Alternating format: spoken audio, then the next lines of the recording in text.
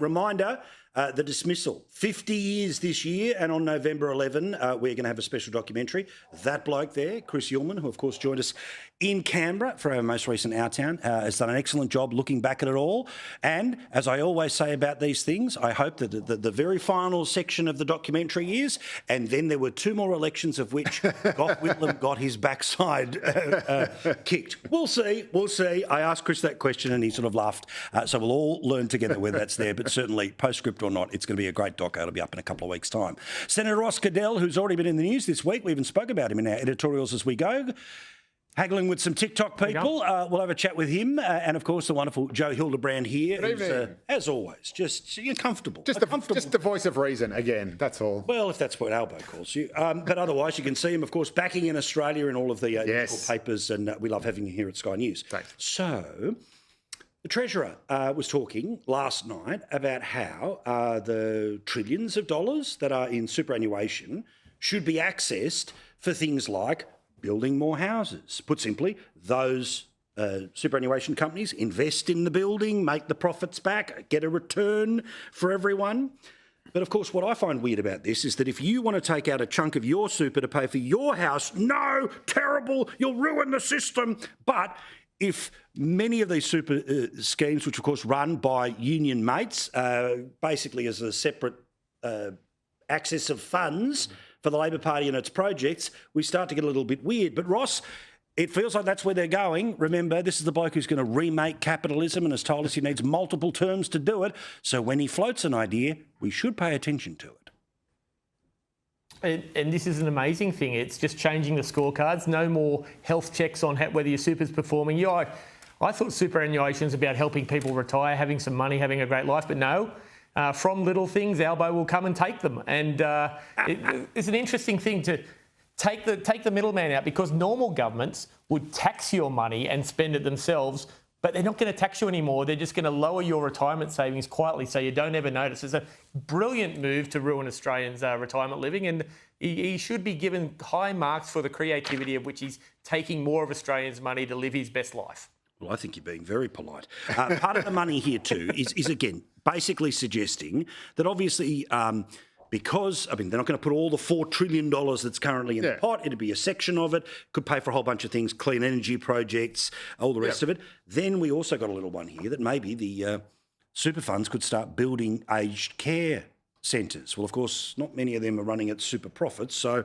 there has to be a line here. But what is the logic? Because, again, if you can't take it out for you, why should the government be the beneficiary of them taking it out for them? Well, because the government's not going to risk running out of money in retirement. That's why the concern is about individuals using their own super to put it in their house. Because what happens if, yes, you bought the house and you're living in it, but you don't have enough money to live on when you're older? That is the concern there. You can argue about whether you're better off that way or not, but that's the concern.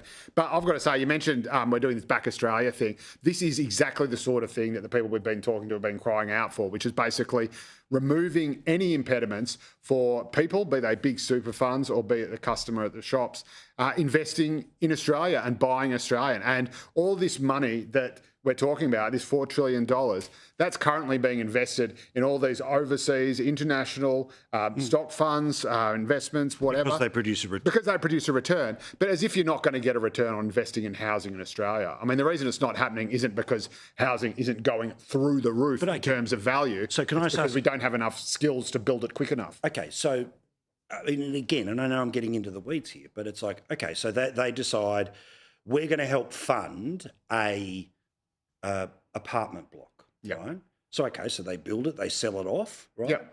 That's the level of turnaround on housing? Or because if you have to wait until there's a certain time when you decide to sell it, are you building to rent and then eventually, in 10 years' time, are we not just putting off?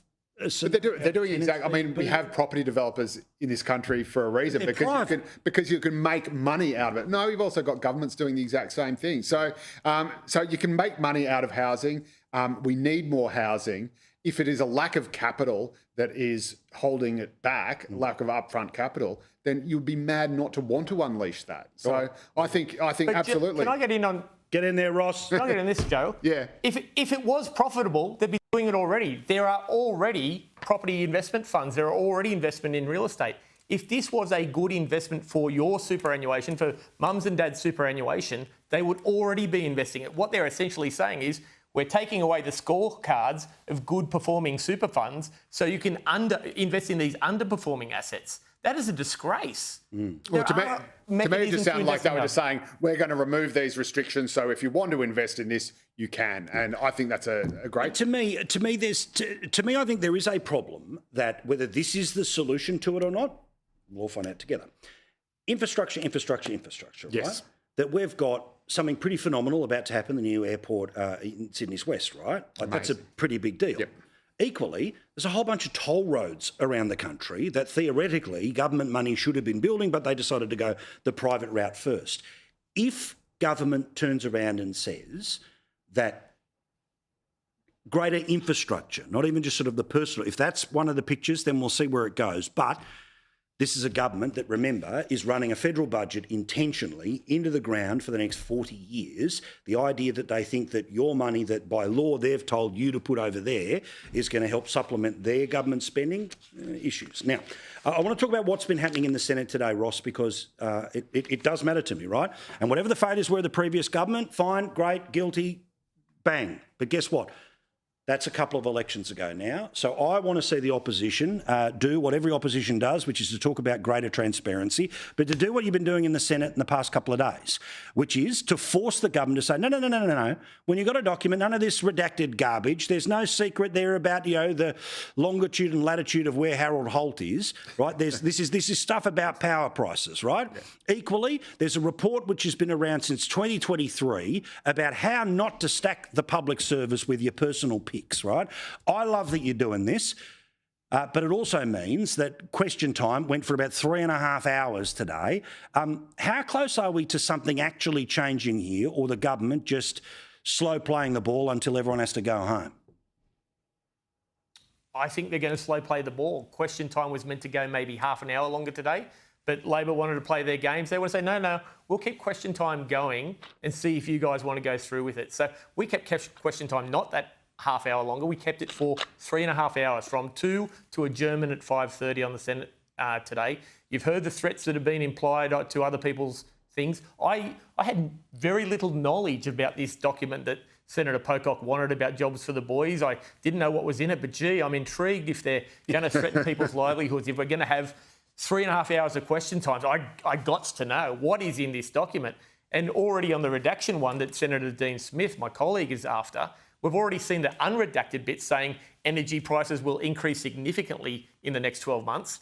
So if that's the unredacted, what are they hiding then? The other stuff. It's amazing that we don't have this clarity of government. I know they can bring up the things of the past, but don't we deserve to know? Isn't Australia and isn't government better when it is in the open and people can make good decisions? The problem is Labor is so good at the spin, deliver on the real things. Well, look, again, I believe that there are lots of little wins in all of this, and it's all about defining what you stand for, right? Now, again, if you can control the information, and then you can control the media that is asking for the information, and then you can control the information that the media gets, we are where we are in terms of this government, right? Here is a member of that government talking about what's been happening in the Senate today. And we've now, as a result of a dummy spit from David Pocock, he's decided to upend that in a way that advantages the opposition and the crossbench. So I think he should reflect on his actions. A dummy spit. Remember when they needed this bloke? Remember when he was the only way they could get anything done? Again, this is what David Pocock had to say today. We're seeing the Senate do its job under the Constitution. The government is refusing to release a report that they said would be made public, and they have no grounds to withhold it. And we've been trying to get it out of them for a long time now, and we're ratcheting up the pressure until they release it. Now, Joe, yes. Here's the deal. Yes. I don't care what previous governments did. The standard that you set, all the rest of it, what you're willing to walk past is the standard, all of that stuff, right? And there are moments when, look, people are trying to get that little bit of information so they can turn around and say, hey, Treasury said, bad sandwich, bad sandwich, bad sandwich. Look what they were choosing, right? I get that, right? Yeah. But stuff like this power price report, stuff like this jobs for mates stuff, Why do they play such a game on this? Yeah, I don't understand, to be honest. I know my mum was very impressed with David Pocock. And I said, oh, come on, Mum, he's a bit holier than thou, isn't he? And then I just sort of quietly shut the door. She went, what do you mean? And this is why, to be honest, this is why I get very frustrated when Labor's in opposition and gets on its high horse and says, no, we're all about integrity. It's like we all know that when they're in government, when anyone's in government, they all behave the same. There's jobs for everybody's mates. But I have no idea about this report. Like Ross, I wasn't even aware of its existence until the government refused to release it. And so you could probably argue there was much more wisdom in just letting it out with, I'm sure the obligatory black pen through half of it. So I think, it's never the crime, it's the cover up that gets you. And but I think in terms of the parliamentary shenanigans, I mean, both sides, for either side to sort of clutch their pearls and say, you're abusing parliamentary process or whatever. They're obviously both having a huge amount of fun trying to screw each other over procedurally. Correct, right? And Ross, I get it. When you get home, you're not going to be stopped in the street about this. It's not going to be barbecues, pause. Oh, my goodness, did you see about the information release of this guy? I understand, right?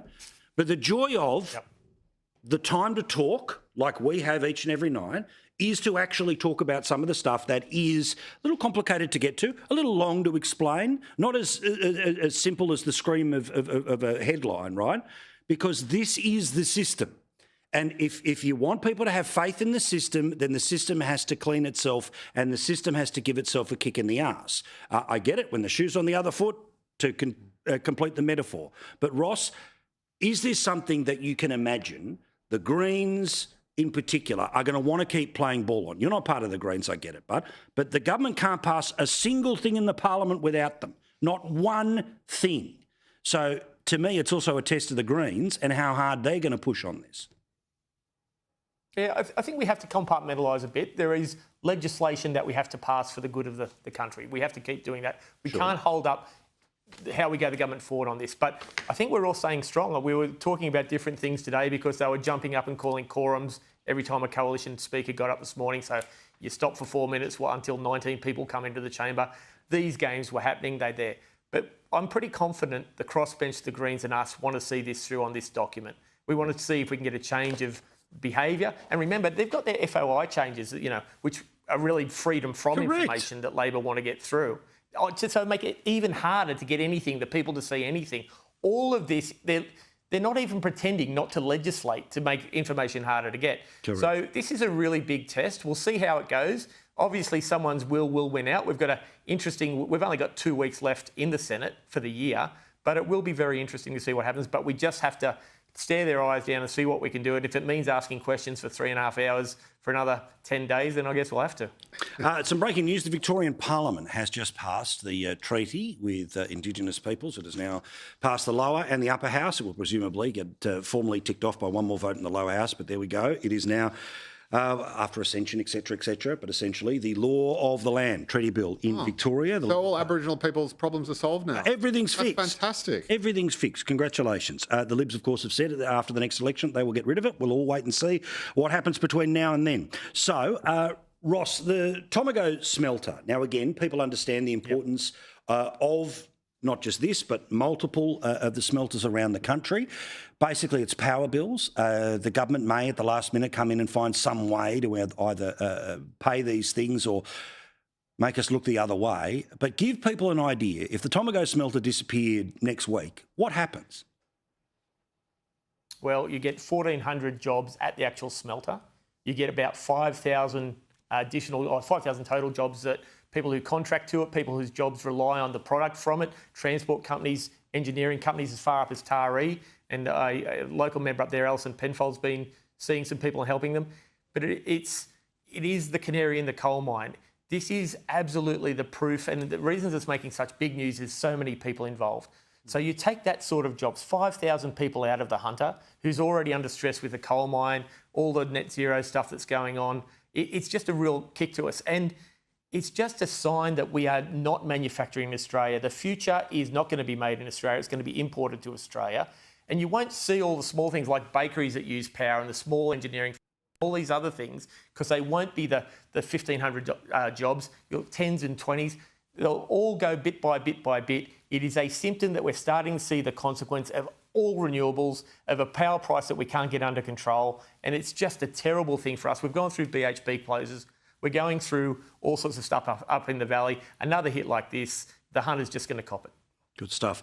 All right, Joe, winner or loser for the week? Who stands out for you? Yeah, look, I've got to give winner of the week to Chris Minns. I'm not sure if you saw the poll a couple of days ago, but the New South Wales Premier and Labor in New South Wales is now leading the New South Wales Liberal Party 59-41. I can't remember the last time I saw anything like that. And the loser of the week I would give to our good friend, Chinese President Xi Jinping, because not only did he get pantsed by Donald Trump and forced to remove restrictions to rare earth and critical mineral exports, but the president has also just announced he's going to resume nuclear testing, which I'm pretty sure will raise a few eyebrows in China. So not quite as tough as it used to be. Thank you, mate. Give us an idea, Ross, who's up and down for you?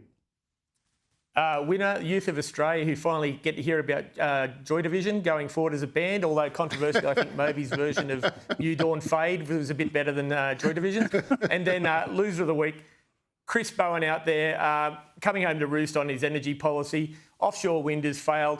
People are working out on his hydrogen plan that you can't make things from electricity cheaper than electricity. And now we see job losses in Bowen, in Tomago. So they're coming home to roost. The consequences are landing, and I think pressure will mount on him within government. My winner of the week, little bloke by the name of Max, 6 years old. His dad, James, is a dear friend of mine, and he wants me to say Batman on TV. So, Max, yes, Batman is what you get heard on TV. Now go to bed. All right, love you guys.